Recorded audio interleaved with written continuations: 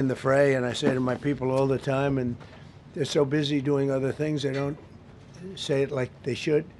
They're apprehending murderers and drug dealers and a lot of bad people, and these are just some of the more recent ones that we have, and I can show you some of the people. Vicious, many of them murderers. These are all out of Minnesota, just Minnesota. I say, why don't you talk about that more? Because people don't know. Do you want to live with these people? International murder. These are people that are living, they're apprehended and either put in jails in their country from where they came, and the countries respect us, and so they actually put them there. In the old days, they didn't respect our country. Biden wouldn't do this because he let them all in.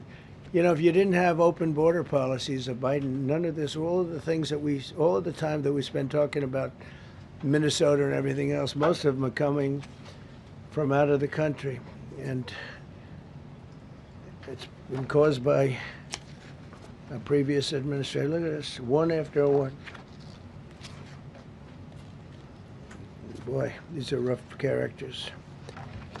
These are all criminal, illegal aliens that, in many cases, they're murderers, they're drug lords, drug dealers, they're the mentally insane. There's some of them who are brutal killers, they're mentally insane. They're killers, but they're insane. These are just in Minnesota. California, it's worse. In other states, it's worse. No, Minnesota, the crime is incredible. The financial crimes are incredible. And the problem is because of the agitators and insurrectionists, whatever you want, troublemakers, but they're paid agitators and insurrectionists. Nobody talks about the fact that $19 billion at a minimum is missing in Minnesota, given to a large degree by Somalians. They've taken it. Somalians, can you imagine? And they don't do it. A lot of very low IQ people, they don't do it. Other people work it out, and they get them money, and they go out and buy Mercedes-Benzes, and they come from here, they have no money. They never had money. They never had a life. They never had a government. They never had a country, because there's basically no country. Somalia is not even a country. They don't have anything that resembles a country. And if it is a country, it's considered just about the worst in the world. They come here and they become rich and they don't have a job. I was told that Ilhan Omar is worth $30 million. She never had a job. She's a crooked congressman. So here's another one. And I have, oh, by the way, we just took out, these are all what ICE is doing. And it's a dangerous job. These are rough people. Weapons. This one here is very bad.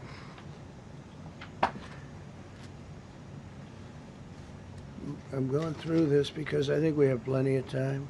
I'm going to a beautiful place in Switzerland where we'll be, I'm sure I'm very happily awaited for. In Switzerland, they don't know about this. They don't have this problem. They have other problems, but they don't have this problem. Look, killed somebody. Look, and these are rough people. These are not, this was all allowed into our country through open borders. The dumbest policies, you know, men and women's sports is dumb. But to me, having an open border for the world to come in, drug dealers and prisoners. Venezuela, as an example, opened their prisons into the United States. That's why one of the reasons I felt so strongly against Venezuela. Now I'm loving Venezuela. They've been working with us so well. It's been so nice. And an unbelievably nice woman also did a very incredible thing, as you know, a few days ago. We're talking to her, and maybe we can get her involved in some way. I'd love to be able to do that. Maria, maybe we can do that. But we're dealing with the people and the president and all of the people in Venezuela, and we've been doing great. The oil companies are getting ready to make massive investments there. They have more oil than even Saudi Arabia. There you go. These are real. These are rough water. This is all Minnesota, every one of them. This is one state out of many.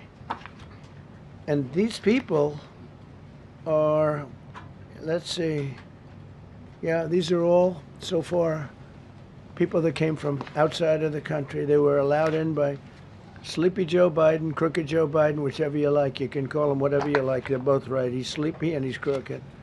He was the worst president we've ever had. And we've had some bad ones, too. I can tell you, all you have to do is look at trade. You're not getting bored with this, right? I hope you don't. But these are people that you have to see. Strong-arm rape, aggravated assault with a weapon, and many other crimes.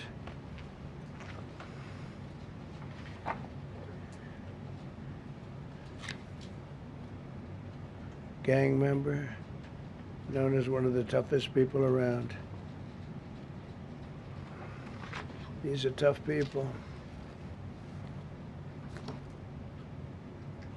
So this is what the people are trying to protect, because all ICE wants to do is get them out of our country, bring them to prisons and jails and mental institutions from where they came. That's all they want to do.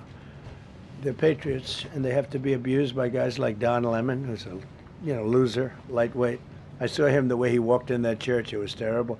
I have such respect for that pastor. He was so calm. He was so nice. He was just accosted. What they did in that church was horrible yesterday. Look at it. 24 convictions. 24 times convicted. They're not charges. These are convictions. So he comes from outside the country. Do you think he's going to be good here? He's convicted 24 times. He's going to be good here, right? It doesn't work that way. It's a man murder. It's one of many. One of many. All they want to do is get him out. They want to take him out of our country. And we're met with paid agitators and insurrectionists, troublemakers. They're paid. You know, when the woman was shot, and I felt terribly about that. And I understand both sides of it. But when she was shot, there was another woman that was screaming shame, shame, shame, shame, right? You saw it. So loud. She was like a professional opera singer. She was so loud and so professional. She wasn't a woman that was hurt, like, oh, my heart's injured. She was a professional. She's shame, shame. She's screaming shame, shame. I said, that's not a normal person. That's a professional. These are professional agitators and professional people that want to see our country do badly. But that's not happening because we have the hottest country anywhere in the world, despite this stuff. Look at this. All top of the line criminals. They're not going to be good. They're not going to be well behaved here. I could do thousands. We had over 3,000 in the last fairly short while. Just in Minnesota. What's the number, Carol? 10,000. 10,000 criminals arrested in Minnesota alone. 10,000 criminals. And these are serious criminals. Now, how can a place with 10,000 criminals, how can you have a state? And yet they're fighting us. Yeah, I like that guy. He keeps nodding to me. You agree with me, I guess. I like him. I don't know who he is, but I like him. He keeps nodding. He says, you're right. He's obviously a little on the right side, maybe. Look. These are rough ones. So we just took this off a stack. We have many stacks like this. Like, I could go 30 times what I'm showing you now.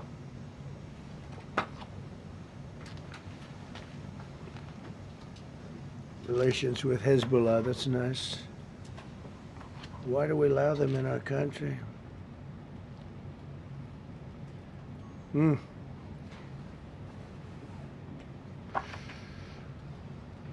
just looking at these charges. It's just pretty incredible. Many murderers, many, many murderers. People that murdered.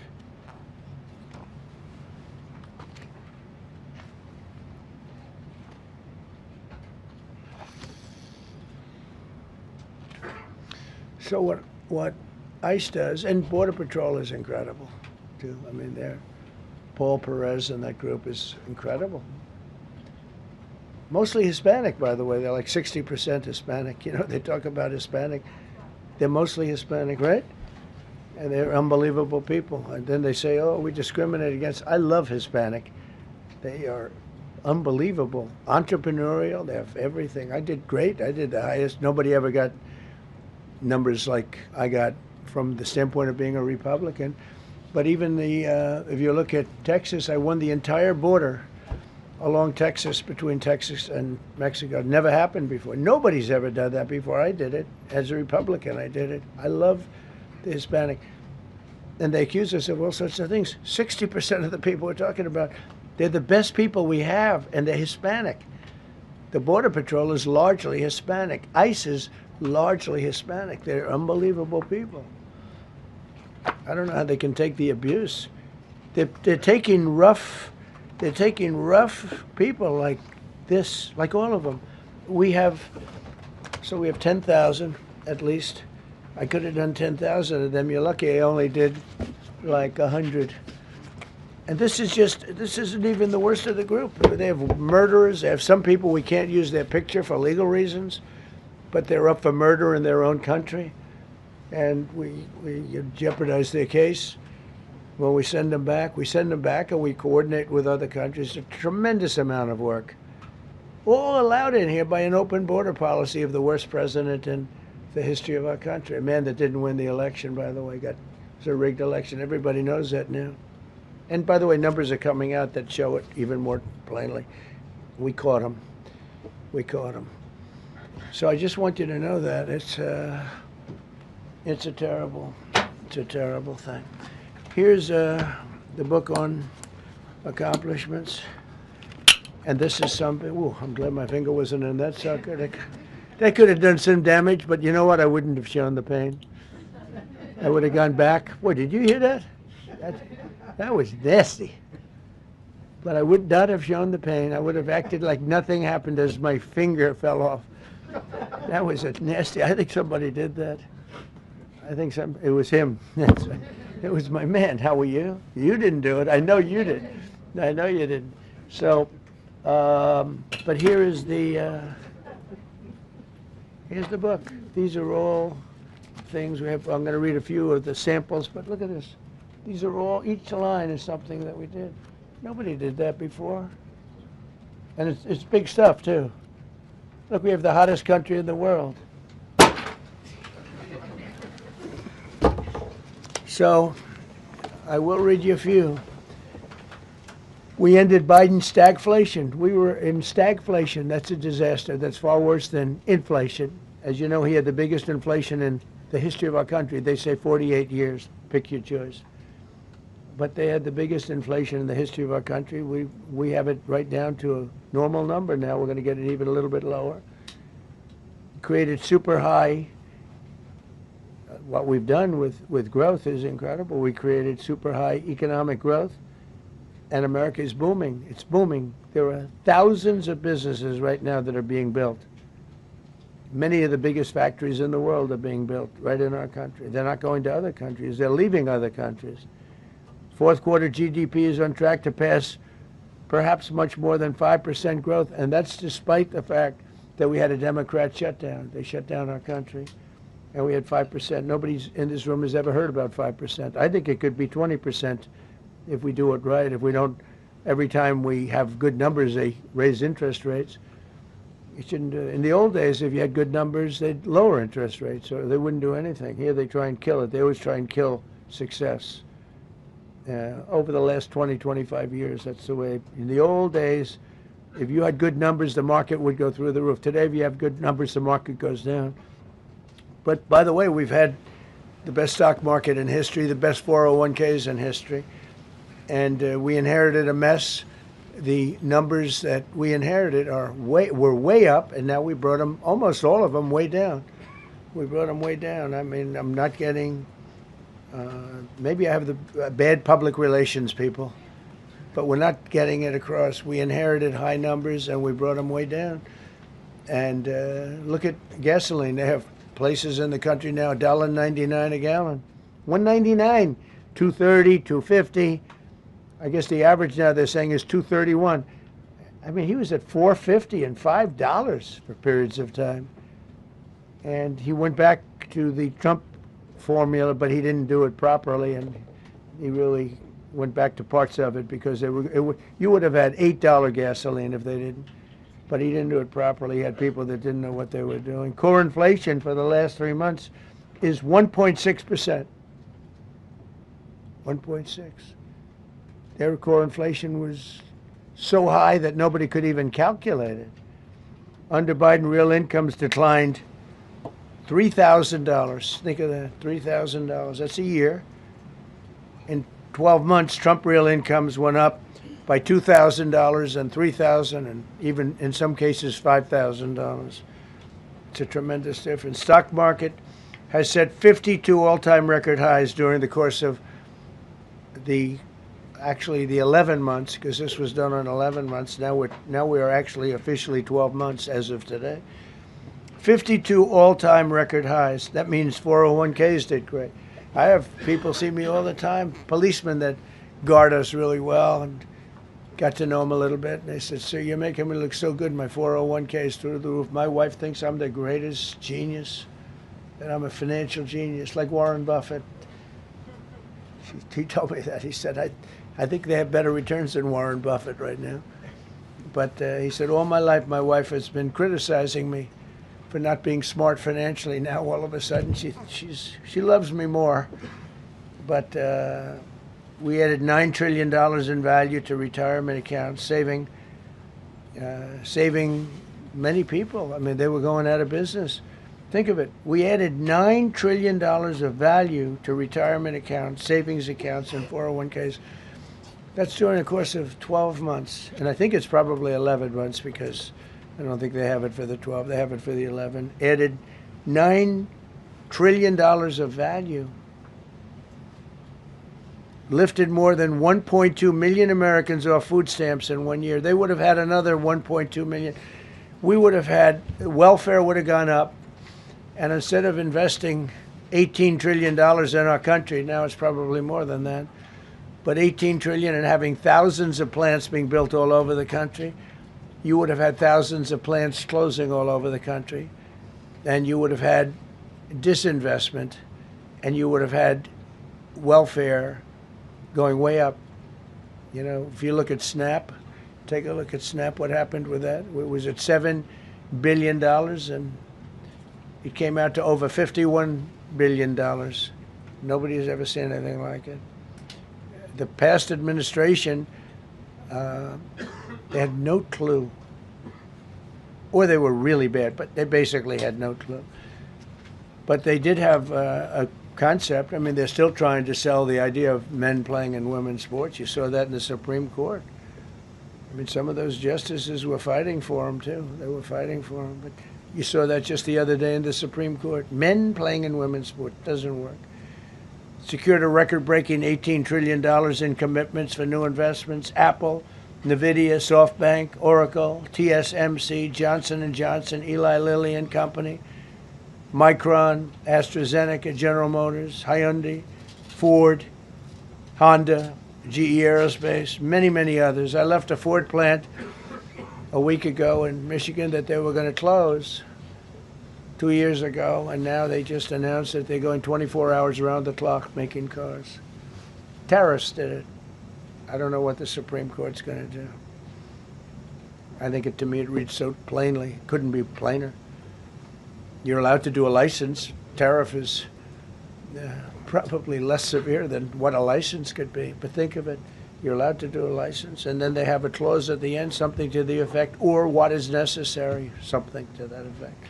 And what is necessary with tariffs. I don't know where there's a case even there, but we've taken in hundreds of billions of dollars, and if we lose that case, it's possible we're going to have to do the best we can in paying it back. I don't know how that's going to be done very easily without hurting a lot of people.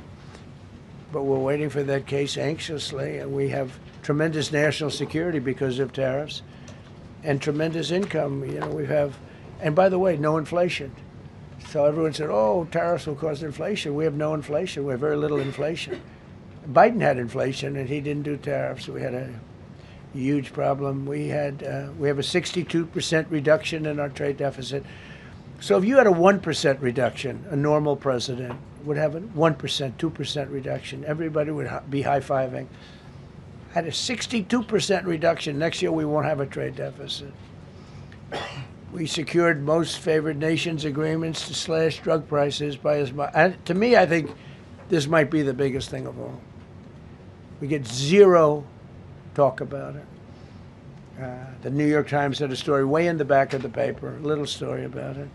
I think it's the biggest thing there is. When you talk about health care, drug prices will go down more than ever before for any country, because we were priced at such a level that we were subsidizing the entire world, big place in the world.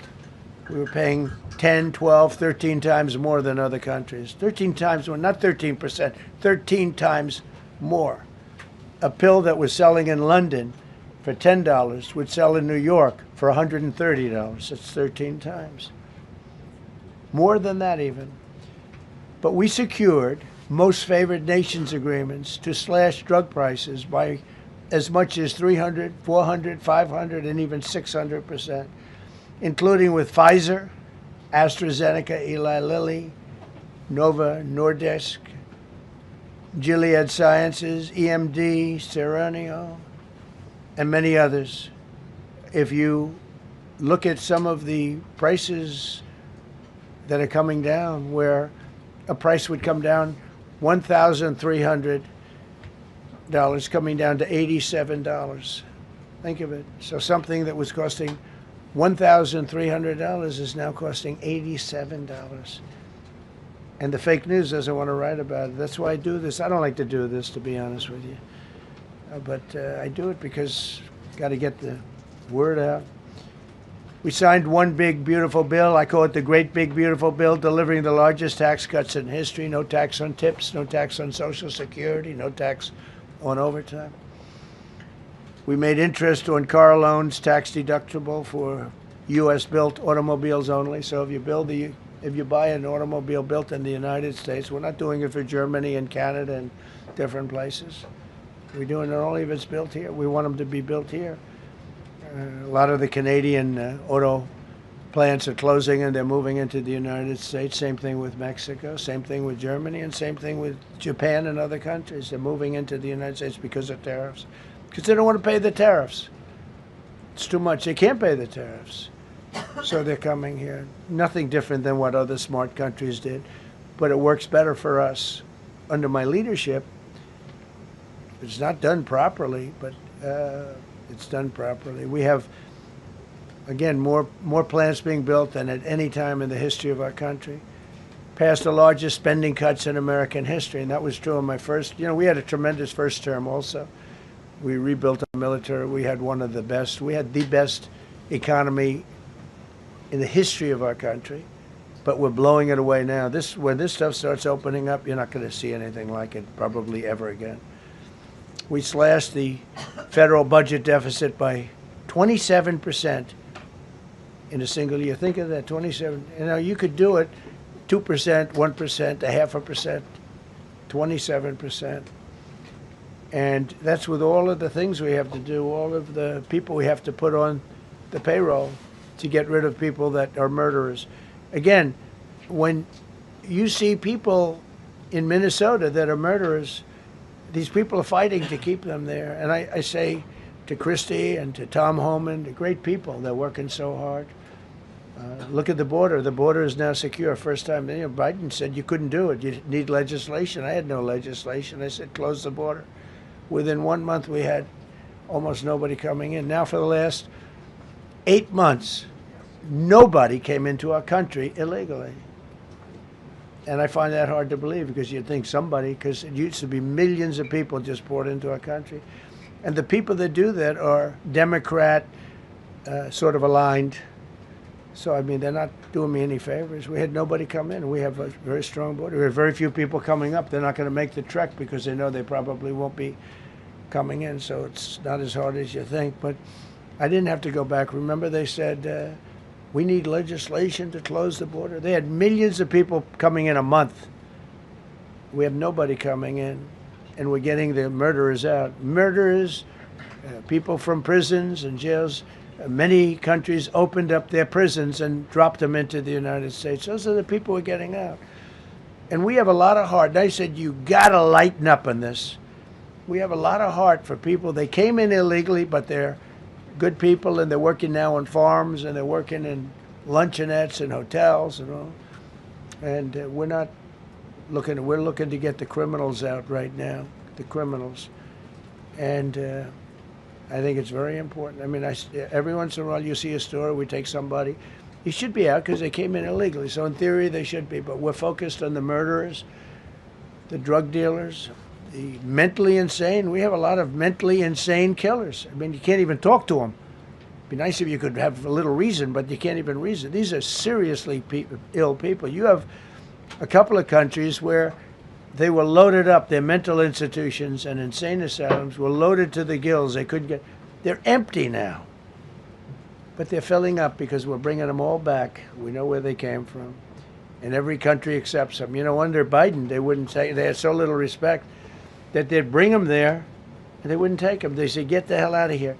They would be bringing a plane in to land in a country, and they'd put 5 planes on the runway so you couldn't land the plane. So they'd come back with the people that they were bringing back. They don't do that with me. They do that with me, they have problems. They don't do it. They accept them back. They're not happy about it, but they accept it back.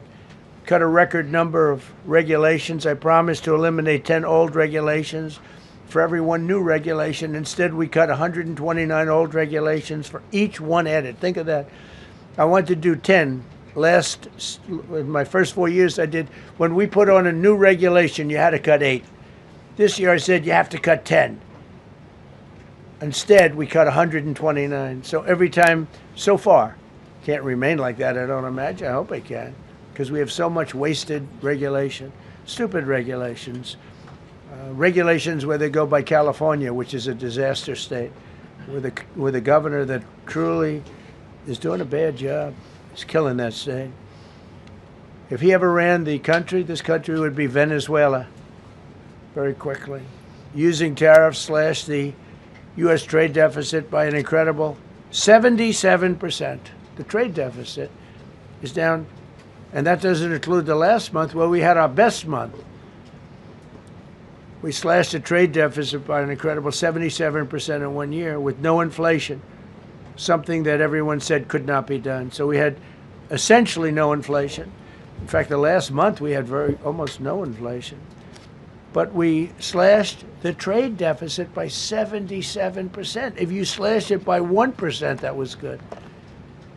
Again, we did that with tariffs and intelligence. We did that with November 5th, great election.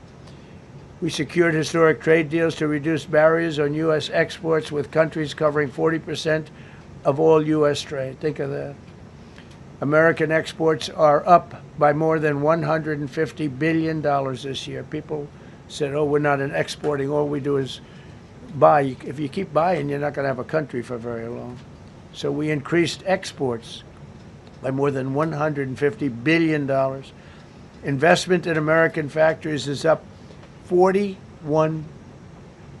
That's a record. Nobody goes 41% up. You go 2% up, 1% up. You go down by 3%. If Kamala got elected, the 41% up would be 41% down. We removed over 270,000 bureaucrats from the federal payroll. That's another thing. So we have, we announce our unemployment numbers, call it unemployment or employment. And they were very good, but we could make them great. But we've slashed tremendous numbers of people off the federal payroll. Because ultimately, if you're on the federal payroll, I mean, we have jobs where they had 10 people for every job. So we cut. Now, if you want to see some good numbers, I'll hire 1 million people. We cut millions of people off the federal payroll. I don't like doing that, but the good news, I don't feel badly because they're getting private sector jobs.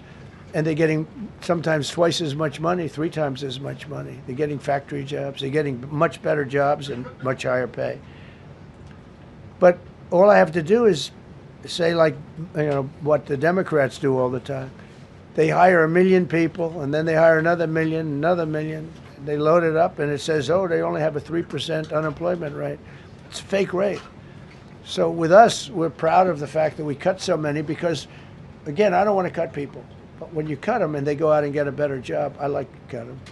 And sometimes they have to be forced to do that because, it's like they want to stay where they are. They don't know. And then all of a sudden they end up, we have many cases, Karoline, where people were devastated. They hated Trump. I got caught from my very boring federal job where they had, again, sometimes 10 people to do one job. And they were very upset. And now they ended up with a job where they get paid 3 times more money. They're ending up buying houses. It's like crazy. So they went from not liking me to liking me a lot because it's hard to get. We need people. We need people. It's one of the reasons. I mean, I want to, when you have good people in the farm or good people in hotels and everything else, we want to work with them as much as we can. Under Biden, 1 out of 4 jobs added was a government job. Think of that. So 25% of the jobs added. That's when you know that, that's 25% of the jobs aren't real jobs. But again, I could do that. I could add 2 million jobs right now, would have an unemployed. I could say just hire some more people. I do the opposite. I say get rid of everybody that's unnecessary because that's the way you make America great again. When you have, all these jobs where people are sitting around doing nothing and they get a lot of money by the government, it's no good. But that's what the Democrats do. They show, oh, we were at 4% unemployment. That's a good number. But they just add jobs, or they wouldn't cut. They would never cut jobs. Under Trump, 100% of all new jobs created have been in the private sector. Think of that. Now, 1% has gone to federal. So under Biden, 1 out of 4 was a government job.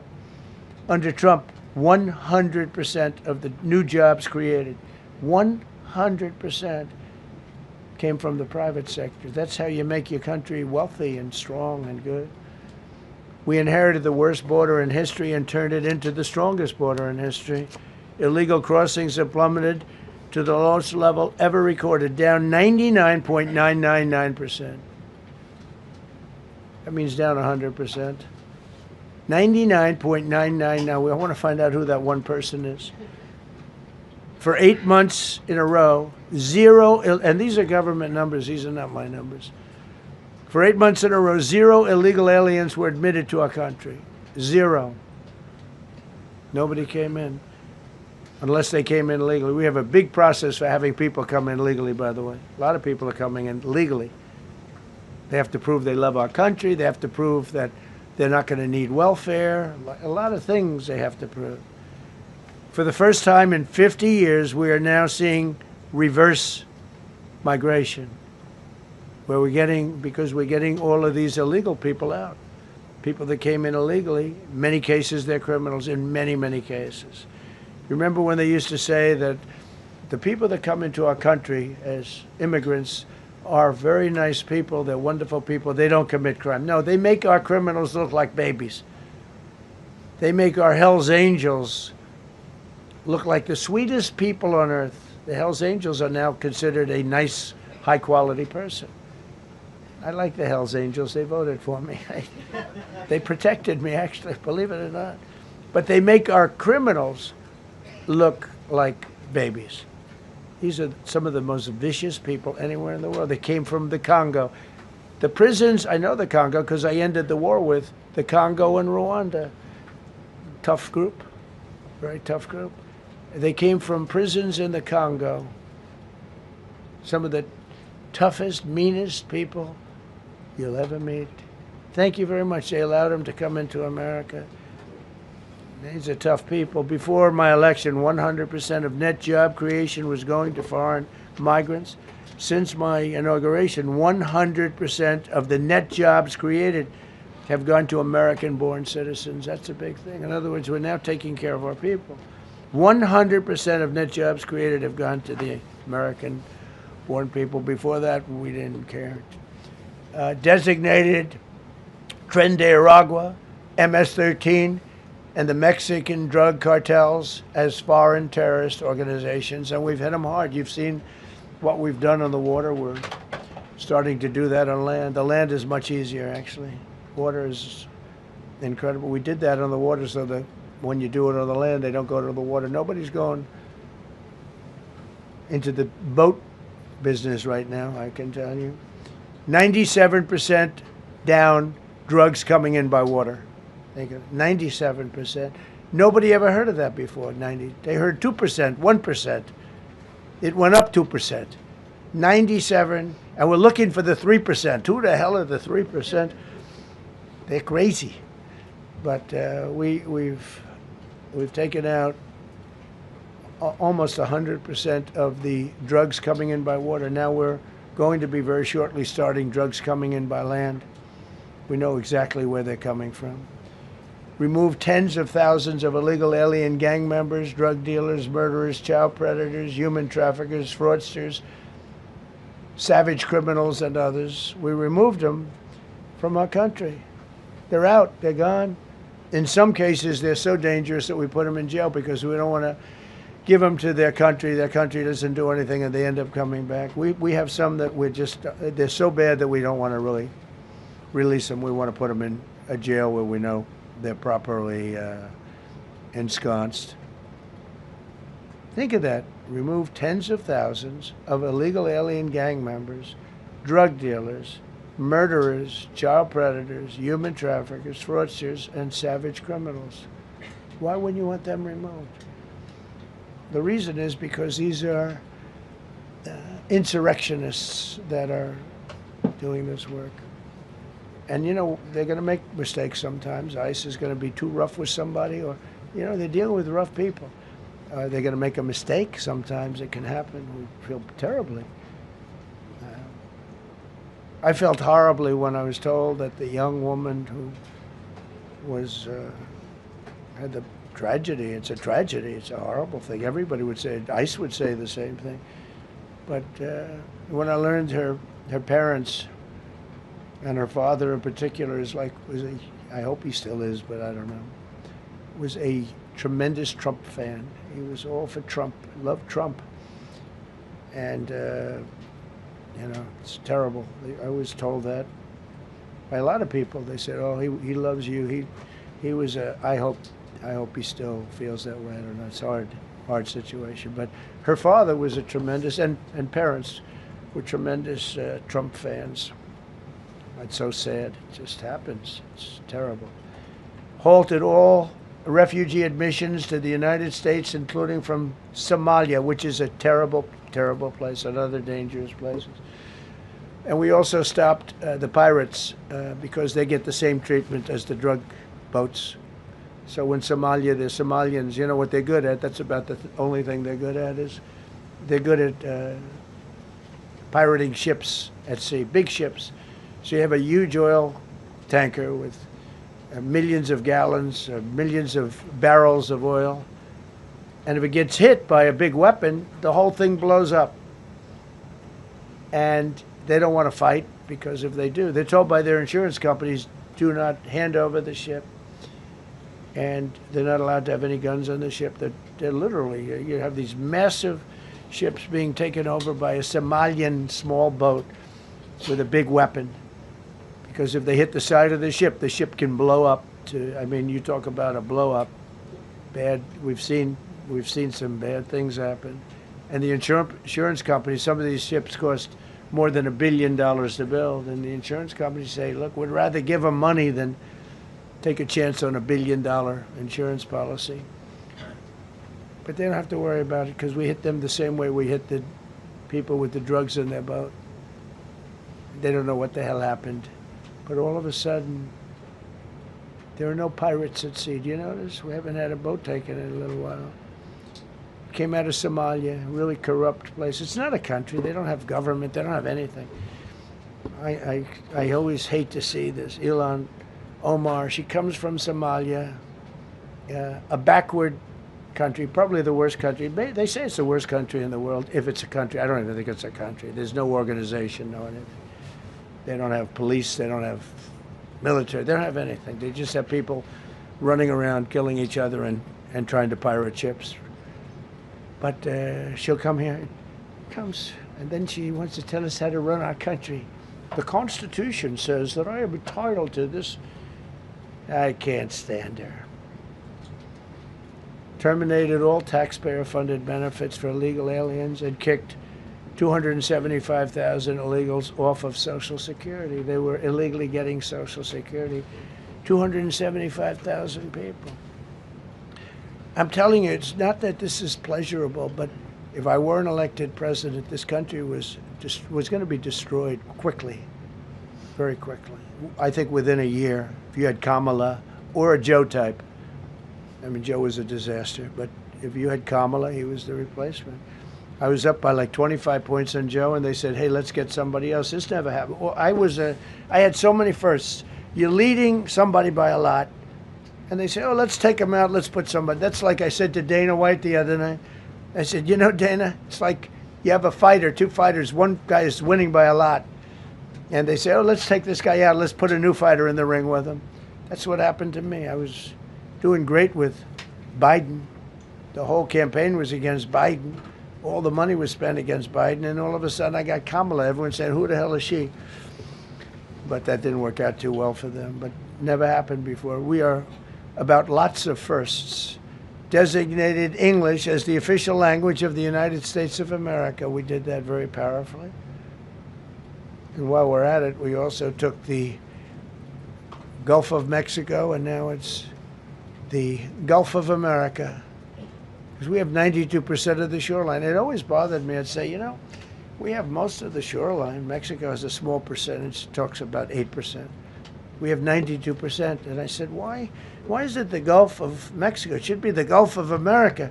I was going to call it the Gulf of Trump, but I thought that I would be killed if I did that. I wanted to do it. I wanted to. My people worked so hard. Sir, I don't think it'll look too good. I'm telling you, it's a good thing. And it'll be hotter than ever, I said. No, but I decided not to do that. I'm joking, you know, when I say that. I was not going to call it the Gulf of Trump. Because tomorrow it'll be, Trump wanted to call it the Gulf of Trump, but he was rebuffed by his people. My people don't rebuff me too much. The Gulf of Trump, that does have a good ring, though. Maybe we could do that. It's not too late. No, we have the Gulf of America now. It's great. Our country is proud for the attack on Venezuela, the attack on the Iran nuclear capability, wiped it out. I mean, first administration, Soleimani, the father of the roadside bomb, al-Baghdadi, the father of ISIS, who was rebuilding ISIS. We wiped them out. Done a great job. Signed an order that will end birthright citizenship for children of illegal migrants. You know, that case is in court right now. That case was meant for the children of slaves. All you have to do is look at the years. Look at the years where the cases were filed and where the decisions were made. They were right at the end of the Civil War. They're trying to say that, you know, in China's making a big business out of that. They come to the country, they have a child, they're American citizen, they get all the benefits. It had nothing to do with that. That was for the children of slaves. And I hope the Supreme Court so rules. Designated fentanyl as a weapon of mass destruction. It is. We lost, I believe, 300,000 people this year. 300,000 people. That's like filling up one of those big football stadiums 5 times. It's not even believable. I mean, you could be in a war and you wouldn't lose that many people. So we designated fentanyl a weapon of mass destruction. Conducted numerous successful military strikes against narco-terrorists operating in our hemisphere, including the water strikes. Drugs brought in by ocean. So I told you that we're down by, I mean, close to 100%. It's hard to get somebody to pilot those boats. Very hard. They have to be people that don't watch television, don't read the news. And we just blew up their facility. They had a docking facility where the drugs were stored. And now we have a great relationship with Venezuela. We're getting along fantastically with the leadership in Venezuela, so we wouldn't have to do that. This was done before the attack. But we captured and brought to justice the outlaw dictator of Venezuela, Nicolas Maduro, who, through drugs, killed millions of people in our country. Tremendous drug dealer. Also sent millions of people into our country, including Tren de Aragua, the worst gang. They say it's the worst gang in the world. They took over parts of Colorado. They just take the apartment building. They just took it away. Just took it away like we're here. They cut the hand off one man because he called the police. Who called the police? I did. You took my apartment from me. Boom, no hand. This is what they sent us.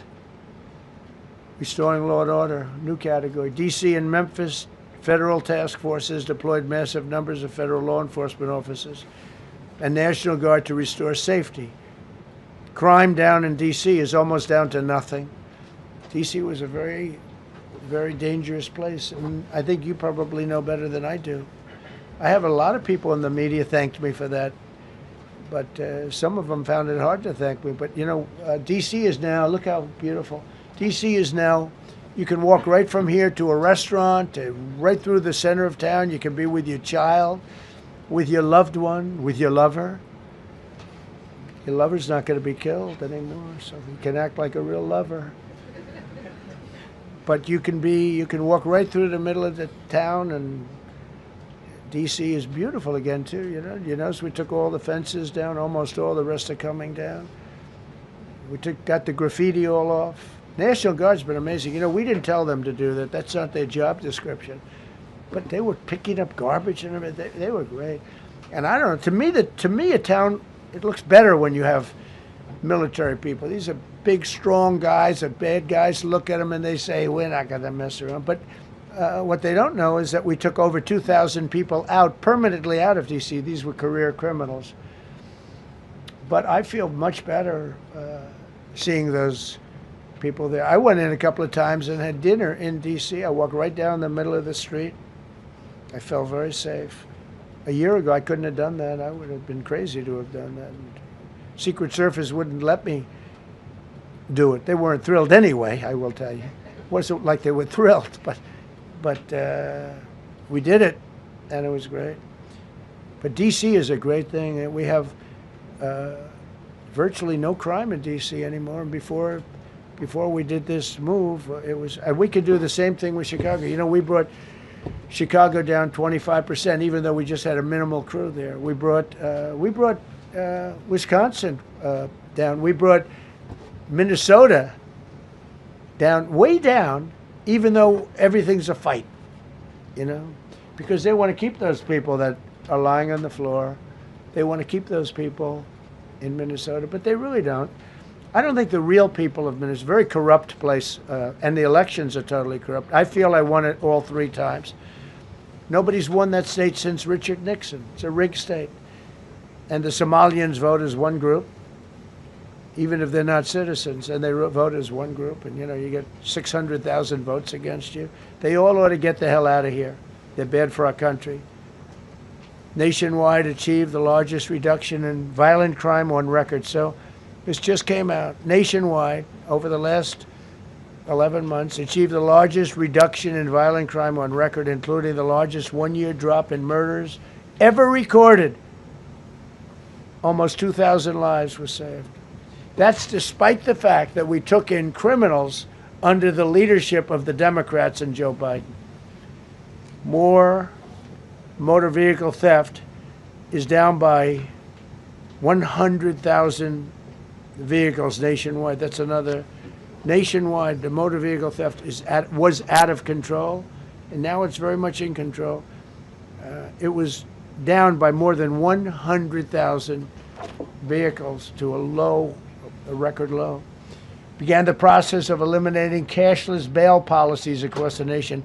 You got to get rid of your sanctuary cities, and I hope our people know that we're not going to pay sanctuary cities. We're not going to pay them anymore. They are sanctuary for criminals. They hold criminals. We're not going to pay. They can sue us, and maybe they'll win. But we're not giving money to sanctuary cities anymore as of the beginning of the month. we began the process of eliminating the cashless bail. Well, cashless bail is where it all started. It's a disaster. And then other places. I don't know if it started in New York. I remember it starting in New York. So if somebody comes in, murders somebody, and they let them out, no bail, no nothing. Basically, cashless bail means you just get the hell out. And they go outside. We have one case where a guy murders somebody, gets released, and goes out and murders somebody. 2 people in one day. No, we got to get rid of cashless bail. They got to pay, got to have bail. There's a reason for bail. Long tested. Signed an executive order to bring back mental institutions and insane asylums. We're going to have to bring them back. Hate to build those suckers, but you got to get the people off the streets. You know, we used to have, when I was growing up, we had in my area in Queens, I grew up in Queens, we had a place called Creedmoor. Creedmoor, did anybody know that? Creedmoor. It was a big, I said, Mom, why are those bars on the building? I used to play Little League baseball there, a place called Cunningham Park. He was quite the baseball player, you wouldn't believe.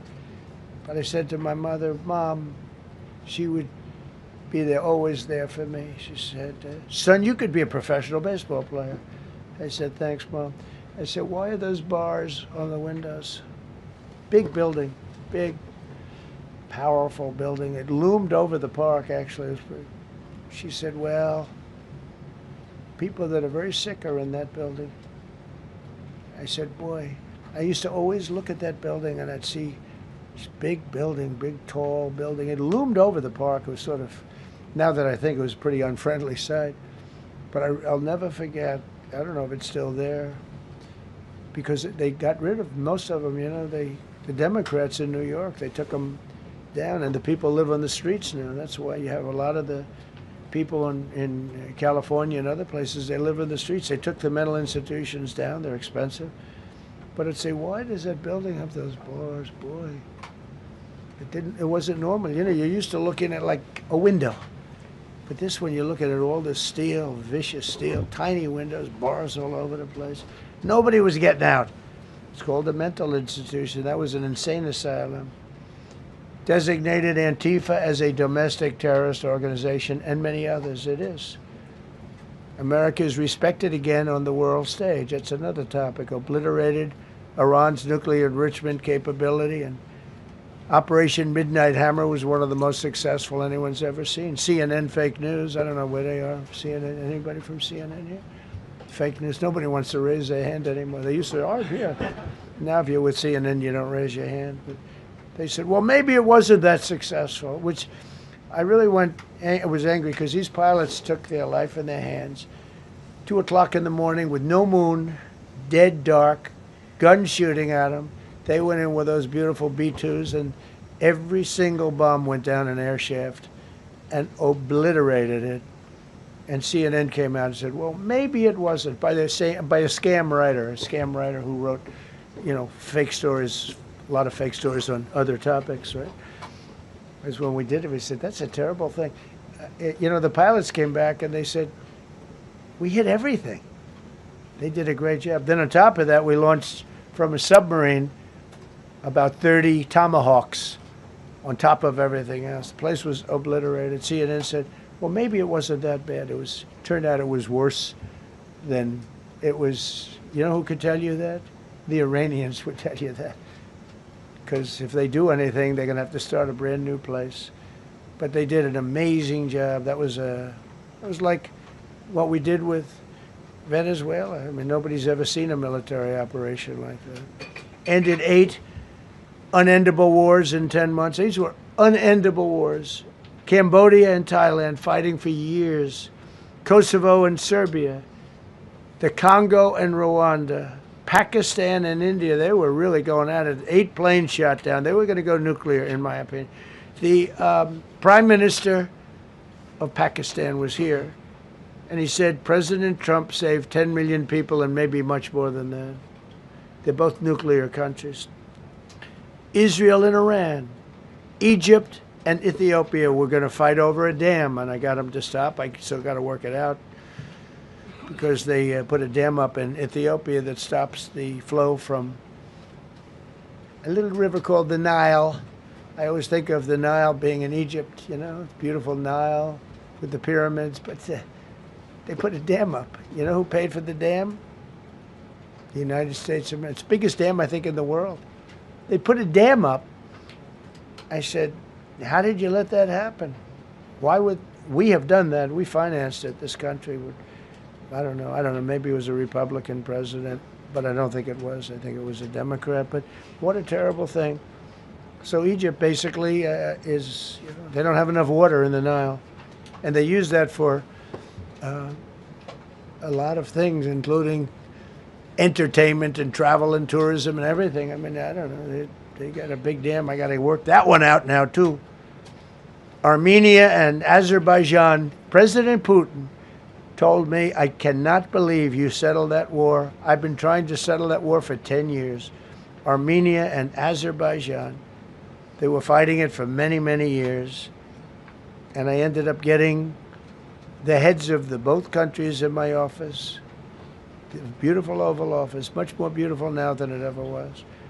And one sat on one side, one sat on the other. He said, you know, I've been the head of Azerbaijan for 22 years, and for 22 years I've been killing his people. And the other gentleman, and both very good guys, said, I've been here for 7 years, and for 7 years I've been killing his people. And they started over there, and within an hour they were next to each other, and by the time we ended, they were hugging each other, and it's been a great peace, you know? Should have gotten the Nobel Prize for each war, but I don't say that. I saved millions and millions of people. And don't let anyone tell you that Norway doesn't control the shots, okay? It's in Norway. Norway controls the shots. They'll say, we have nothing to do with it. It's a joke. They've lost such prestige. That's why I have such respect for Maria doing what she did. She said, I don't deserve the Nobel Prize. He does. When she got it, they said, wow, that's amazing. I thought President Trump would get it. President Trump deserves it. He ended up 8 wars.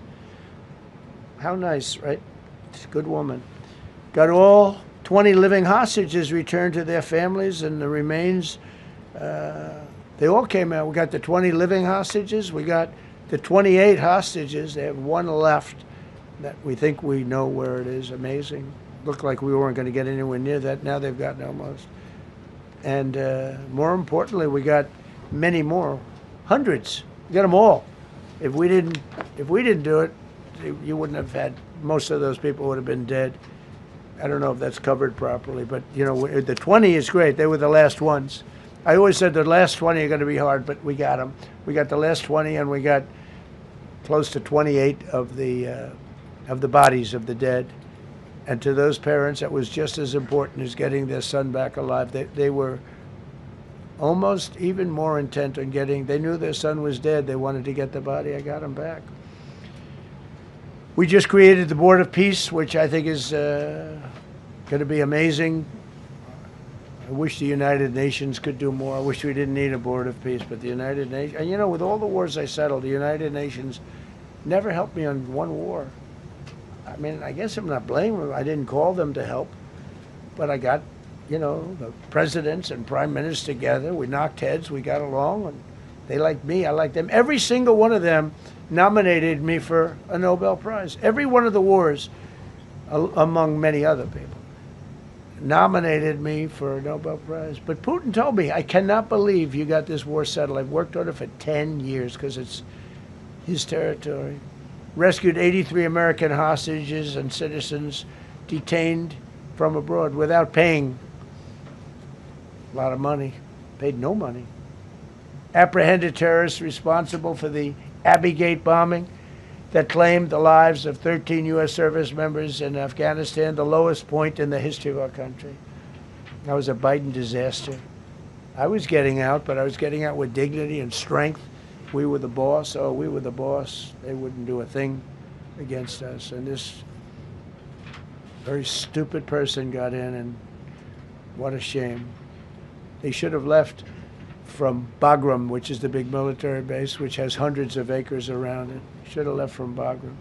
Terminated visas of Hamas sympathizers and deported pro-jihad foreign nationals. Got NATO members to agree to raise defense spending to 5% of GDP from 2%, and they pay the 5%, and they didn't pay the 2%. And by the way, I did more for NATO than any other person alive or dead. Nobody's done for NATO. And I think for the most part, they'll tell you that. I think you could ask the Secretary General about that, but he said it a lot. I've done more for NATO than anybody, and I see all this stuff, but NATO has to treat us fairly, too. The big fear I have with NATO is we spend tremendous amounts of money with NATO, and I know we'll come to their rescue, but I just really do question whether or not they'll come to ours. You know, I'm just asking. Just saying, right? You remember during the debate? Just saying. Signed $1 trillion investment in U.S. military. And next year, we hopefully will go to a $1.5 trillion. We're building battleships that are 100 times more powerful than the battleships of World War II, which are the big, beautiful, those big, beautiful things with the guns. I said, what about bringing them out of dry dock? They said, sir, what we're building will blow them away. Think of it. These ships are 100 times more powerful than the battleships that you see on Victory at Sea. Do you ever see Victory at Sea? What a great thing that is to watch. Renamed the Department of Defense into the Department of War, which everyone loves, by the way. Signed landmark critical minerals deals with Australia, Malaysia, Thailand, Ukraine, Japan, and many others. We're going to have so much rare earth. It's actually not that rare. Getting it processed is rare, but there's a lot of rare earth. There's a lot of earth around, I can tell you. Withdrew from the corrupt World Health Organization where we were paying hundreds of millions of dollars a year. So we were paying $500 million a year, and China was paying $37 million a year. I said, why aren't we paying the same as China? They said, well, nobody asked.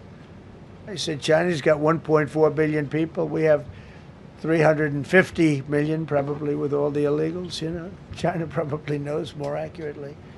But we have much smaller in terms of the number of people. We have a much more powerful military, but we have much smaller. I rebuilt the military during my first term, by the way. And while they gave away a lot to Afghanistan, the Taliban, which was just horrible seeing them, every year seeing them do that military down some dirty street is a disgrace. But while Biden gave a lot of it away, it's a tiny fraction compared to what we did. I rebuilt the military, and now we're continuing to build it. And bigger and better, we need it. Peace through strength. But we withdrew from the corrupt World Health Organization. So I remember we were paying $500 million. They were paying 37 or 39 million. And I said, how come? So I withdrew, and they called, we'll give you the same deal that they had. I said, well, it should be less than that, because if they're at 37 and you have 3 times, 4 times the number of people, even maybe 5 times, I don't know.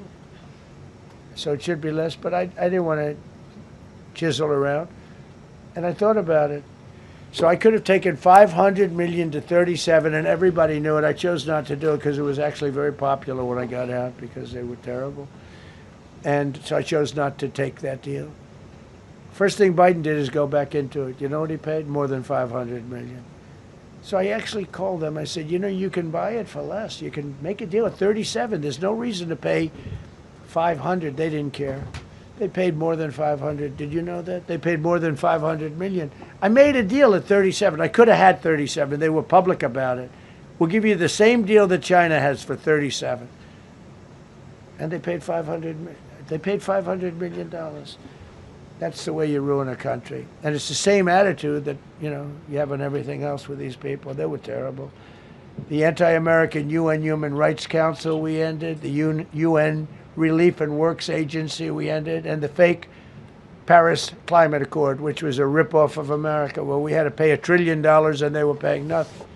China didn't kick in until 2035. We kicked in immediately. We were supposed to pay $1 trillion. Russia went to a standard of 1991, which was a dirtier standard. But we had to pay top dollar. So I terminated that. Another Rick. We ended the woke lunacy and restored common sense, abolished all discriminatory diversity, equity, and inclusion DEI policies throughout the federal government and the private sector. They're gone, everybody. They're gone. Terrible. Terminated the Green New Scam and ended the insane electric vehicle mandate. I love electric vehicles. That caused me a little problem with a man named Elon. But he understands, and he's a good guy.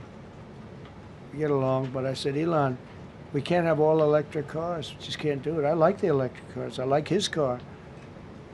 But in particular, I like his car. But we can't do that because some people don't want an electric car by 2030. And to build the power stations all over the country would have cost $4 trillion. $4 trillion. That's more than any country has. If you got China, the United States, and everyone, you couldn't do it. And it would have taken years. And yet they were supposed to be switching over electric vehicle mandate. Some people don't like electric cars. Some people want hybrids. Some people want regular gasoline-powered cars. We have more gasoline than anybody. And now with Venezuela, we have 62% of the market when you include Venezuela. So I ended the Green New Scam and I ended the insane electric vehicle mandate. Now you can buy a gasoline-powered car, a hybrid, and you can buy a electric vehicle. I mean, if you think, if you want electric, you can buy it. Make a good deal on them right now because they made a lot of them. Permanently stopped Joe Biden's ridiculous CAFE standards. That's having to do with the environment, so ridiculous. Canceled the EPA's absurd, totally absurd, tailpipe emission standard, which made you spend hundreds of thousands. It made for hundreds of thousands of cars. The cost numbers were incredible that the consumer has to pay. Imposed 25% tariff on all foreign automobiles and 100% tariff on Chinese cars, which don't come into the country because of tariffs. Only because of tariffs. We didn't have tariffs, you wouldn't have any car. We have now more car factories being built in the United States than ever before because of tariffs. If they take those tariffs away, China will eat our lunch. They'll take all of our car business. Now, there's another way of doing it, but it's more cumbersome, et cetera, et cetera. I don't want to scare you, but it's much more cumbersome, not as good for national security as this. We have a perfect system right now. We're making a fortune. We've never been stronger, and I hope the Supreme Court does the right thing for our country, because if they don't, it's such a problem. It's just so, it would be so sad. We're doing so well because of tariffs. And the people that are heading up the lawsuit, like there's a guy named Leonard Leo, who's bad guy, and people that are very China-oriented and foreign car-oriented and foreign business-oriented, but in particular China, they're suing to get rid of tariffs because they don't want tariffs, like Coke. Coke has businesses outside of the United States. If you have them outside, you don't want tariffs. But because of tariffs, they treat us well. Without tariffs, they would treat us very badly. As you saw for many years, they respect us more now than they ever have respected us, by a lot. And revoked the California emissions waiver to stop San Francisco communists from regulating the automobile industry and destroying automobiles and the industry in the nation. I was with Bill Ford of Ford Motors. I was with all the people at General Motors the other day, and they are making more money and building more cars than they are doing so good. All because of tariffs and what I've done. And they're building their plants all in the United States. Reopened Anwar for drilling. That's a big deal. Launched a massive Alaskan pipeline project to export natural gas to Asia. We made a deal with South Korea and with Japan that gives us money, the likes of which nobody's ever seen before. Signed executive orders to end Biden's war on coal and I say clean, beautiful coal. I never say the word coal. It has to be preceded by the words clean, beautiful coal. And put miners back to work. The miners love Trump. I think I got 100% of their vote. We banned transgenders from the military. We don't want transgender in the military. Ordered reinstatement of patriots expelled from our military with full back pay. So we had some people that were terminated, and they're coming back into our military. Fired the woke boards of visitors at our military service academies. The boards of visitors were run by radical left, maybe communists, maybe not, but they were still heavily radical left, and they were bad for us. Signed an executive order to remove anti-American propaganda from federal museums and national parks. Required the federal employees to return to work in person or be fired. We don't want them sitting in their home or in their bed working. We want them in an office that we're paying for in Washington, D.C., or wherever it may be. And we've largely taken care of that mess. That was crazy. I guarantee you they're out on the ball fields. I guarantee you they're out playing golf. And you can't run a country or a company that way. I think it's happening even so with countries and companies. But we had so many of our federal workers, they wouldn't come into work. Signed an order banning all government censorship and restoring free speech. Made it the official policy of the United States government that there are only two genders. This was not a tough one.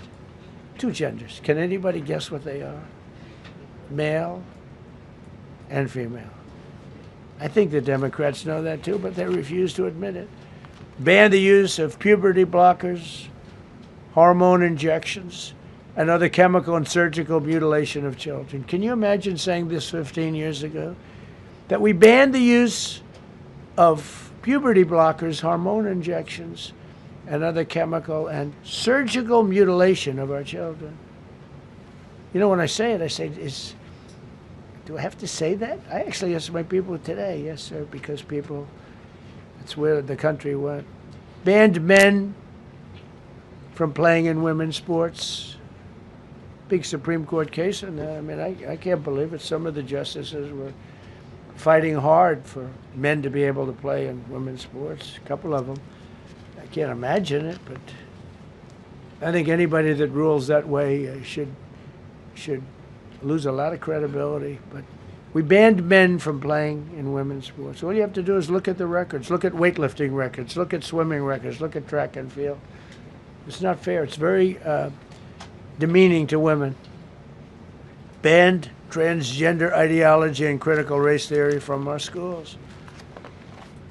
Secured unprecedented settlements with Brown University, Columbia University, and many other colleges, including the University of Pennsylvania, where I went, the great old Wharton School of Finance. To restore fairness and merit, we're working with Harvard right now. They've been very anti-Semitic. Terrible what they've done. And we'll see what happens. I hear we have a deal, but who the hell knows with them? They have a lawyer that wants to show how hot he is. Ended taxpayer-funded student loan forgiveness for radical left and anti-American activists. Can you believe it?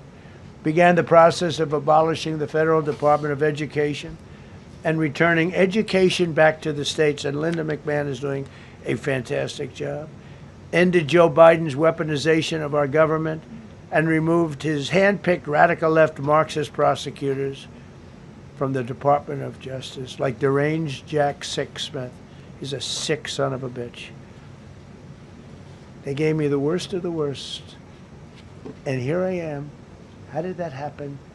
How did that happen?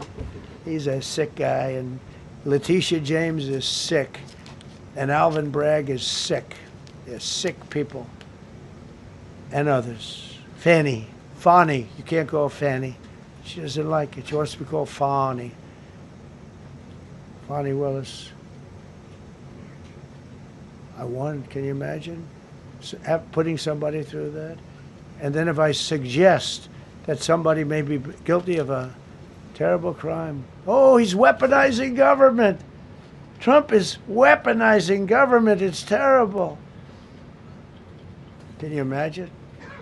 They say to me about weaponize, I don't weaponize anything. But what they did to me, nobody ever went through what I went through. And here I am in a place called the White House. It's a beautiful place. Who would have thought, right? Signed legislation to cut all taxpayer funding to woke and biased NPR and PBS. And they're sort of gone now, I guess. I heard they closed up. They were terrible. They were so unfair. They were so terrible. officially reinstated Columbus Day. I like the name Columbus Day. The Italian people are very happy about it. Remember, when you go to the voting booths, I reinstated Columbus Day. That was an easy one. Christopher Columbus. Cut Social Security wait times by 50%, serve 65% more Social Security recipients by phone, and are on track to doubling the service and performance compared to the Biden administration. We're 2.5 to 3 times better and faster. Slash VA claims backlog to the lowest number ever recorded. Created Trump accounts starting with $1,000 for every newborn baby. This is something that's become so popular. And I give Mr. and Mrs. Michael Dell Computer, who put in $6.25 billion, started with nothing. And he actually invested all that money to give to kids so that when they grow up, they have an account that might be worth a lot of money. It'll be riding with the markets. And, you know, they can, at 20 years old, 21 years old, they could have $100,000. They could have a lot of money. That's going to be amazing. But I give a lot of credit to Mr. and Mrs. Michael Dell. Signed an AI executive order to ensure the United States dominates the future of artificial intelligence. So we're leading China. We're leading the whole world. We're producing more electricity than we ever have because I'm allowing every one of those plants to build their own electric facility. We're giving them very, very fast approvals, unlike Los Angeles with the fire. So the federal government, I want to give a lot of credit to Lee Zeldin. The hardest approval for the 20,000 houses or more that burned down in Los Angeles because they didn't have the water. They didn't allow the water to come down from the Pacific Northwest. They routed the water into the Pacific Ocean. So we had no water there. No, he had. I would say open up the water. Open it up to the governor, to the mayor.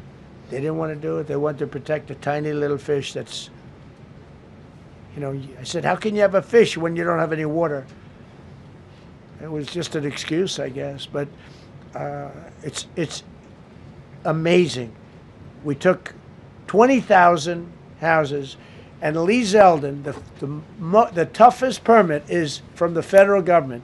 Within 2 weeks, every single permit was given to the people to build their houses. Then you have the incompetent mayor of Los Angeles. He's neutral, who decided to go to Africa during the fire. So you have this incompetent mayor, and I had it out with her the night when I got, right after the fire, I went there. She said, we're working on it so that we can have everybody starting to build within 2 or 3 years. Remember that? I said, you mean 2 or 3 days? No, I mean 2 or 3 years. And the place went crazy. Well, they still haven't gotten their permits. But every federal permit, every single one has been given a year ago. And Lee Zeldin has done a great job. And he's done a great job in the approval of all these big plants and factories and all of the electricity that they're creating for themselves. I said to Zuckerberg, I said to all of them, I said to Jeff Bezos, I said to everybody. Mark Zuckerberg couldn't believe it. He said, you know, where are we going to get all the electricity? Because you need double the electricity that the country currently makes just to fire up those big plants. I said, well, nobody can do that. So what we're going to do is let you make your own electricity. Nobody believed it. And I said, we're going to get you fast permits. So we get them within 2 weeks. And they're coming up with some of the most incredible electric plants you've ever seen. So each one of those massive buildings, AI or otherwise, is building their own electricity. They're building their own plant. And it's incredible. Many of them are under construction already. They're going to have, we're leading AI and we're leading China by a lot. Established a MAHA presidential commission, banned many artificial food dyes, as you know, issued new vaccine recommendations, and created new real food pyramid. And Bobby and Dr. Oz have been incredible. Provided $12 billion in aid for American farmers. Just gave them $12 billion in aid because they got screwed by other nations. And the number of drug dealers have fallen every single month since I took office. Drug dealers are way down in the United States. And that's a small version of what's sitting right there. That's just a small version. We took a country that was dead and it's the hottest country in the world right now, and that's after 1 year. So let's go. That's a lot of people. Go ahead, please. Yeah, go ahead. Thank you so much, Mr. President. I have two questions for you. One, do you want your Board of Peace to replace the UN? Well, it might. I mean, the UN just hasn't been very helpful. I'm a big fan of the UN potential, but it has never lived up to its potential. The UN should have settled every one of the wars that I settled. I never went to them. I never even thought to go to them. They should be able to settle those wars. They don't. I believe you got to let the UN continue because the potential is so great. And I wonder, Mr. President, you invited Lula from Brazil to be part of the Board of Peace. I did. What role do you I did. expect him to play, especially A big role. I with like him. Venezuela? Yeah, And I like another one, because the Are you from Brazil? Yes. The EU and Mercosur just signed a trade agreement this weekend, which is going to be the biggest trade zone, free zone in the world. Right. At the moment, you are talking a lot about tariffs. What is your reaction to that? So, two questions, Lula. Well, I just think this. I think we have trade like we've never had before. We're doing better in trade than we ever have before. We're not being ripped off by every country in the world like we were before. We're doing numbers that nobody's ever thought possible. We're the richest we ever were. It's because of tariffs and the proper use of tariffs, and we're also the most secure. As an example, Iceland, without tariffs, they wouldn't even be talking to us about it. So we'll see what happens. I think it's going to work out quite well. Yeah, right behind. Thank you, Mr. President. How would you characterize your relationship with Emmanuel Macron and Keir Starmer right now? And have you spoken to them since your Truth Social post last No, I night? haven't, but I think I get along very well with them. I mean, they always treat me well. They get a little bit rough when they're, when I'm not around. But when I'm around, they treat me very nicely. And, I like both of them. They're both liberal. They've got to straighten out their countries. You can't, London is having a lot of problems. And if you look at Paris, got a lot of problems. They have two problems, immigration and energy. They got to stop with the windmills, and they got to go back like UK has an unbelievable asset called the North Sea. Norway uses it, makes a fortune. They have a better section of it, and they don't do it. They could straighten out their countries, and it would be good. But I get along very well with them. Yeah, go ahead. You told Norway's prime minister. Are you from Norway? No. You look like you would be from Norway. She looks like she's from Norway. Go ahead. You told Norway's prime minister that you not winning the Nobel Peace Prize made you feel less obligated to think purely of peace. Well, I lost a lot of respect for Norway. And I believe very affect strongly that Norway controls the Nobel Prize. But you have to understand, I settled 8 wars. I've had every one of those wars, every participant wrote, I didn't ask them to do it. They sent in strong they make recommendations for that. But I settled 8 wars. No president's probably ever settled 1 war. I don't know, think of it. I did 8. The reason I do it is because it's easy for me to do. And I didn't do it for a Nobel Prize. I did it because I'm saving a lot of lives. I'm trying to settle the final one. I'm trying to do Russia-Ukraine. And when Russia's ready, Ukraine's not. When Ukraine's ready, Russia's not. But they're losing 25,000 people a month on average. And I'm trying to get that one done. But no, I feel that Norway has tremendous control over who gets the Nobel Prize, despite what they say. How far are you willing to go to acquire Greenland? You'll find out. Mr. President, Kevin Hassett has said that those $2,000 tariff rebate checks would be up to Congress to decide whether or not to disperse that. Do you agree with Kevin Hassett on that, or do you think you can do that unilaterally? No, I don't think we would have to go the Congress route, but we'll find out. The reason we're even talking about it is that we have so much money coming in from tariffs that we'll be able to issue at least a $2,000 dividend and also pay down debt for the country. But we'd do a $2,000 dividend to the people of our country. We would probably set a limit of, income limit where it made sense. But we will be able to make a very substantial dividend to the people of our country. I believe we can do that without Congress. Mr. President. Last night on Truth Social, you said that the British plan to hand the base at Diego Garcia over to Mauritius and then rent it back was an act of great stupidity. Previously, you've backed that deal. Is it now your position that the deal should not go ahead? I think that they, when they originally were going to do it, they were talking about doing some concept of ownership. But now they're looking to essentially just do a lease and sell it. And I'm against that. It's a reasonably nothing like Greenland, but it's a reasonably important area of the globe. Not to anywhere near Greenland, but I think they should keep it. I don't know why they're doing it. Do they need money? Mr. President, with your support to the Syrian government, most probably you avoided another civil war and a bloodshed in Syria, especially after the fall of the regime. I did a good job. I did a good job. And, the Syrian government, the last 2 weeks, had to use some force to implement its force on specific areas. And well, with to keep the prisoners, the terrorist prisoners, which are some of the worst in the world, at bay. So they were able to keep that. He's working very hard. The president of Syria is working very, very hard. Strong guy, tough guy, pretty rough resume. But you're not going to put a choir boy in there and get the job done. I spoke with him yesterday because we were talking about the prisons and what was going on. We have some of the worst terrorists in the world in those prisons, and he's watching them. Syria, sir. Mr. Go ahead. President, Gavin Newsom is going to be at Davos if he's not already there. You're probably going to run into him. I presume that this is for him to raise his platform for 2028. But what do you anticipate his foreign policy platform is going to be? I don't know. I mean, I don't know that he's going to be the nominee. I know this. I had a very good relationship with Gavin Newsom when we were, in office together. I was president. He was the governor of California. We had he would talk about it often, and somewhere we just went astray. I just hate the way California is being run. We actually have people leaving. It's never happened before, but I hate the way it's being run. He and I had a very good relationship, really close to the word exceptional, but now we seem not to.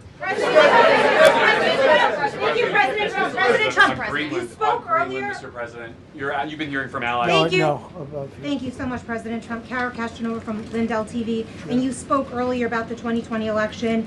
Now that Maduro is in U.S. custody and he was criminally charged, has any more information emerged that you could share with us regarding Venezuelan election software and Venezuelan ties to tampering with the 2020 election? And would you consider speaking to Maduro personally in prison in New York to get some answers on Venezuela's involvement with the 2020 election? No, I don't think I would be doing that. I think my lawyers would be very unhappy if I did that. Yeah, they've learned some things. Please.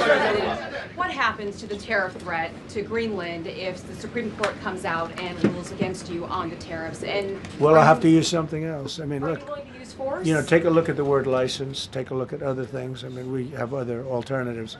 But what we're doing now is the best, the strongest, the fastest, the easiest, the least complicated. Sir, if you move ahead with the Greenland-related tariffs on Europe, you secured almost $1 trillion of commitments from them to invest in the United States. Does that go kaput out the window if that happens? I doubt it. Look, they need that agreement very badly with us. They really do. They fought very hard to get it. So I doubt that, but we'll see what happens. We have a lot of meetings scheduled on Greenland. I'm leaving tonight, as you know, for Davos. And we have a lot of meetings scheduled on Greenland. And I think things are going to work out pretty well, actually.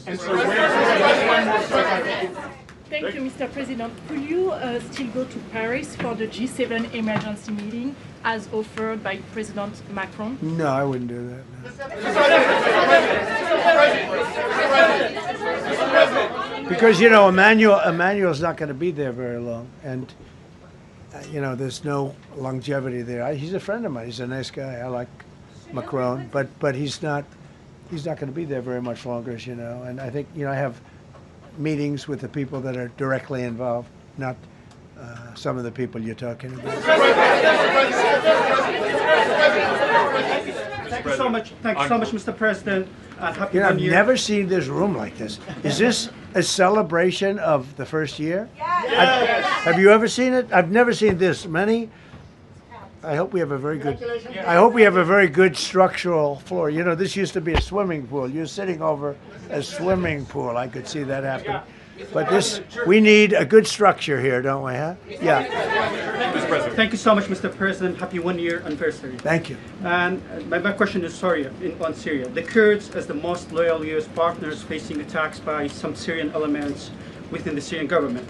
Will you do to ensure the Kurdish rights protected and their effective forces against terrorism in Rojava, Syria continued, as the Kurdish see you as a president does not abandon his allies? Well, I like the Kurds, but just so you understand, the Kurds were paid tremendous amounts of money, were given oil and other things, so they were doing it for themselves, more so than they were doing it for us. But we got along with the Kurds, and we are trying to protect the Kurds. That's correct. Ahead of your speech in Davos, can you give us a preview of what we can expect as far as, you know, laying out the plans for Americans to be able to buy homes? I think more than anything else, what I'm going to be speaking about is the tremendous success that we've had in 1 year. I didn't think we could do it this fast. Think of it, it's just now 12 months, and you know, I say it often, we have the most successful country in the world. We have the hottest country anywhere in the world by far. And this country would have been absolutely stone cold dead. And I'm going to be talking about it. I'm going to be, because, you know, a lot of them could use some of the advice as to what we did. They need energy. You take a look at their energy policy, they're going to destroy themselves with what they're doing with the windmills and all the nonsense. They need energy help badly, or they're going to be in big trouble, and they need immigration help badly. How much longer do you want to go? Call with. I do. I have a very important call with President Erdogan, who I like a lot. All right, one or two more questions. Go ahead. Thank you, Mr. President. During Go your ahead, second, please. Go ahead. One Thank you, question Mr. about President. Red. Yes. Thank you, Mr. President. The red blouse. Go ahead. You talked a lot at the beginning of this about the economy, some positive economic indicators. Polling shows the majority of Americans don't feel the economy is doing well. Are you worried you're making the same mistake as President Biden by telling No, the... I hope I don't make the same mistake as him. Look, I inherited a terrible, it's a great question, because we inherited a terrible, terrible mess between the border, between all the problems. The whole country was falling apart. And in 12 months, less than 12 months, in 12 months, we have the strongest border we've ever had. We have prices that are much, much lower than they were for the last time. We inherited very high prices. We inherited, remember this, inflation was at a historic high. We had never had inflation like that. They say 48 years, but whether it's 48 years or ever, we had the highest inflation, in my opinion, that we've ever had. Prices, because of that, were very high. I inherited, we brought down eggs immediately. Remember the first news conference, they were screaming at me about eggs. I was in the position for 2 days, and we brought eggs down to lower than what they were before. And by the way, they continue that way. We brought the prices down from when I came into office and from what Biden had, way down. We're going to bring them down further. But the job we did is a miracle. One of the reasons I'm doing this today is to explain. We inherited a mess, and we've made it a beautiful, beautiful picture. Think of gasoline at $1.99 in many states. $1.99 a gallon. It was $4.50, $5, in some cases $6 or $7. We're at $1.99. And energy is so big that with energy, everything else comes down. But the prices are coming way down, and we're going to bring them down further. But we started up here with these guys. We inherited a country that was broken.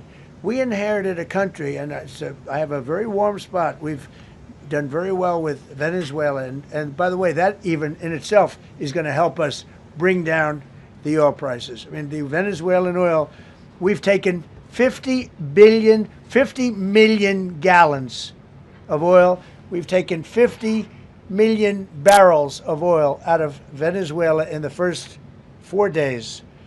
We've got millions of barrels of oil left. We're selling it on the open market. We're bringing down oil prices incredibly.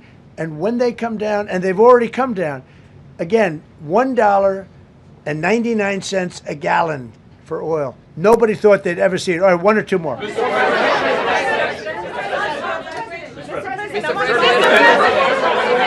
Go ahead, go, yes. President, I want to ask you about Iran. Is the military option still on the table? And can you assure us that the killing in Iran has stopped? And when regard to the Peace Council, which members have to pay $1 billion? So with Iran, are you from Iran? No, I cover the White House. Where are you from? I'm Palestinian American. So with Iran, they were going to hang 837 people, and I let them be known that, and we let them know that if that happens, that will be a very bad day for them. And they decided not to do it. They didn't hang the people. I can't tell you what's going to happen in the future, but supposedly they've taken that off the table. But they were going to, last week, they were going to hang on Thursday or Wednesday. They were going to hang, I think, 837 people, and they didn't hang anybody. So we're just going to have to see what happens with Iran. Is the military option off the table?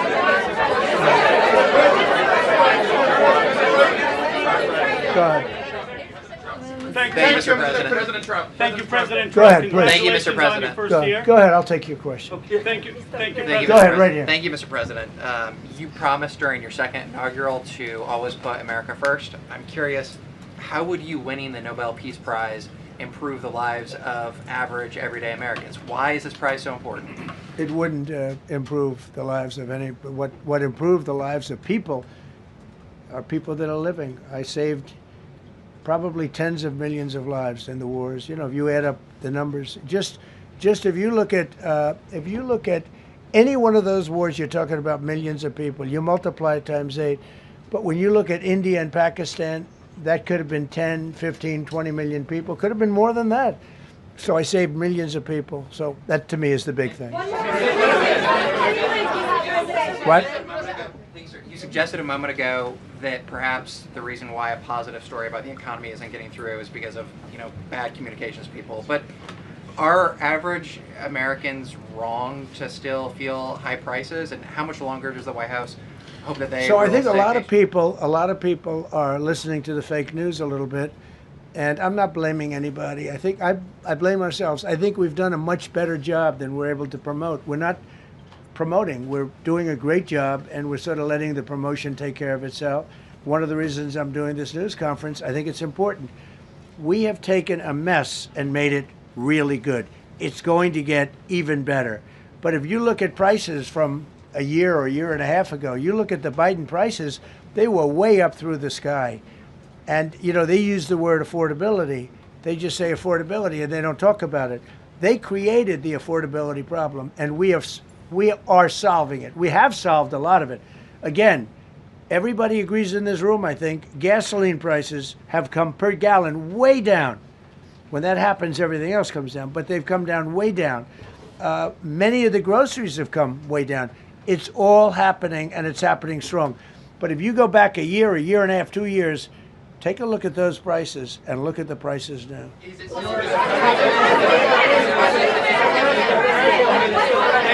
Mr. President of Venezuela, you made a condition. Where are you from? I'm from Spain. Nice place. Thank you. You made a condition that the political prisoners should be freed. It seems that they are not being as fast as they promised in the beginning. Would that be an issue for the current government? They've agreed that they're going to let, I guess, most of them out. Depends on what they did, but they have released a lot of. Released a lot of political prisoners in Venezuela. Mr. President, earlier on last year, you had indicated that you wanted to take back the Panama Canal. I know we've heard a lot about Greenland. Is that still on the table? I don't want to tell you that. Sort of. I must say, sort of. That's sort of it. Okay, one more. Yes, blonde, blue. Yes, go ahead, ma'am. Go ahead with the blue, holding the computer. If a consequence of your determination to take control of Greenland is the ultimate breakup of the NATO alliance, is that a price you're willing to pay?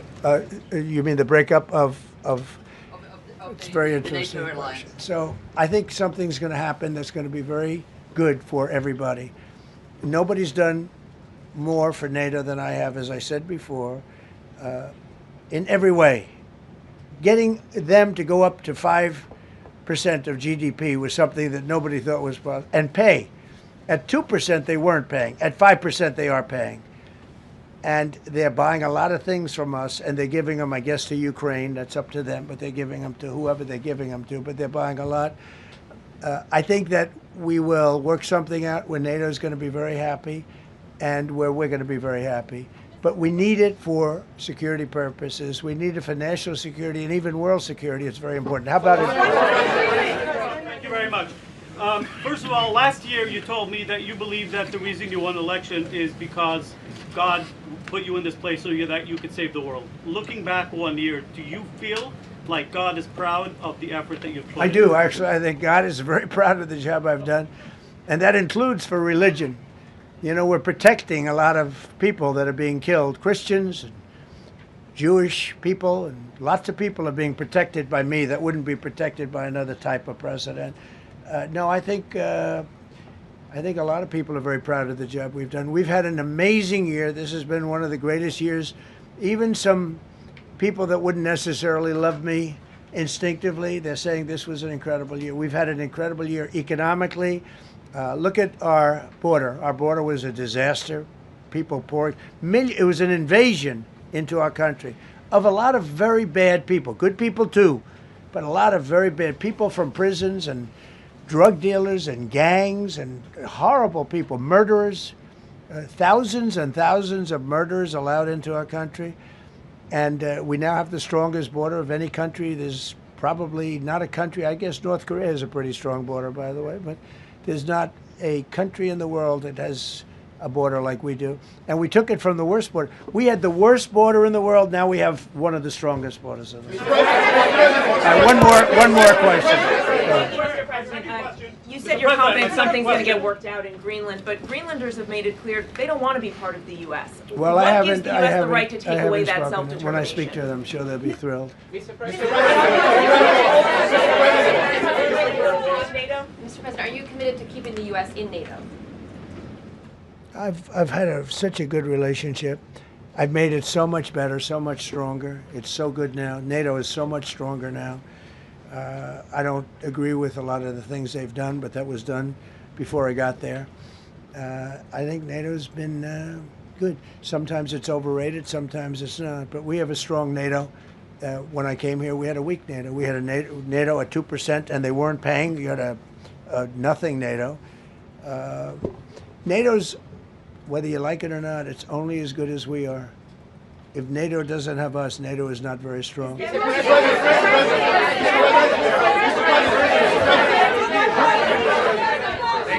you. Yes, no, behind you, please. Thank you, President Trump. Yes, go ahead. Really appreciate it, sir.